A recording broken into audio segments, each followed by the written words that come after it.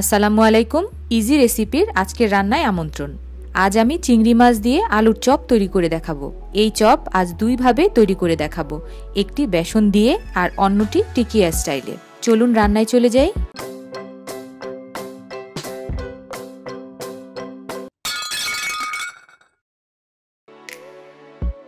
এখানে 1 কাপ চিংড়ি মাছ নিয়ে নিয়েছি।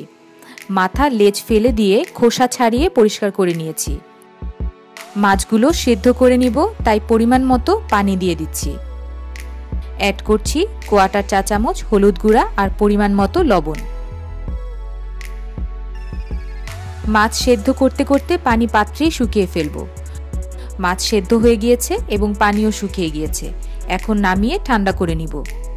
চিংড়ি মাছ ঠান্ডা হয়ে গিয়েছে। এখন এইগুলো একটু কুচি করে কেটে নিব।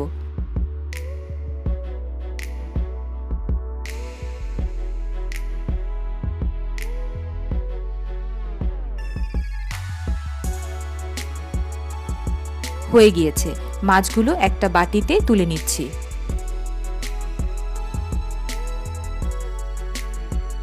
এখন এর মধ্যে অ্যাড করছি বেশ খানিকটা পেঁয়াজ কুচি।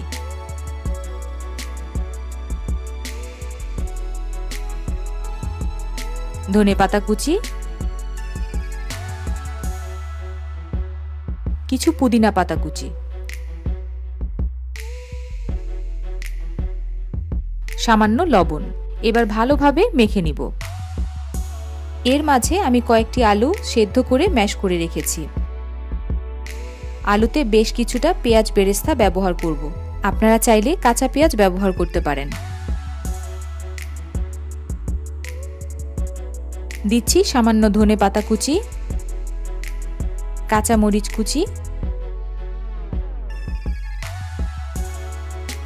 এবং পরিমাণ মতো লবণ। ভালোভাবে মাখিয়ে নিব। চপ আপনারা কম বেশি সবাই বানাতে পারেন, তাই এটি বানাতে কষ্ট হবে না। এবার আমি কিছুটা আলু নিয়ে নিচ্ছি। 2 হাত দিয়ে গোল করে একটু চেপে নিব।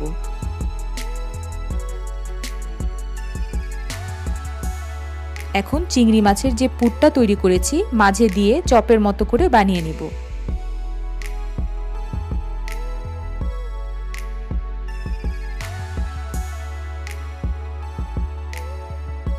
হয়ে গিয়েছে। এইভাবে বাকিগুলো করে নিব। একটি বাটিতে 1 কাপ বেসন নিয়ে নিচ্ছি। আমি বুটের ডালের বেসন ব্যবহার করছি। দিচ্ছি পরিমাণ মতো লবণ,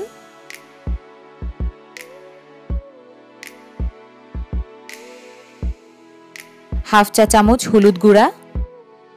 শুকনো অবস্থায় একটু মাখিয়ে নিচ্ছি।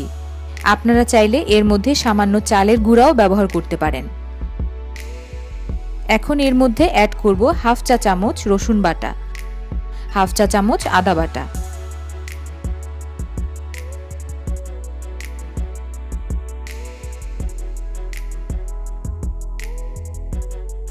এখন অল্প অল্প করে পানি ঢালবো আর মিক্সড করতে থাকবো সঠিক কনসিস্টেন্সিতে আসা পর্যন্ত।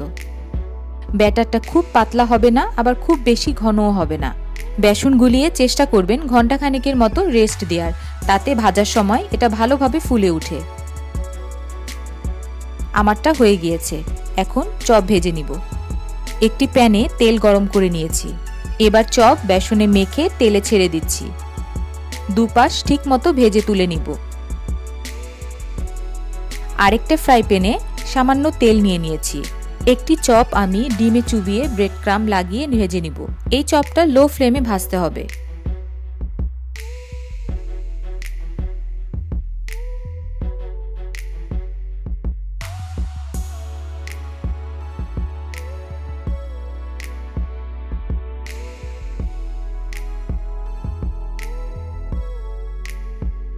আমাদের চপ হয়ে গিয়েছে। একটি বেসন ছাড়া ব্রেড ক্রাম্ব দিয়ে ভাজা আর আরেকটি বেসন দিয়ে ভাজা। দুটোর স্বাদ কিন্তু 2 রকম হবে। আপনারাও তৈরি করে দেখুন, আশা করি ভালো লাগবে।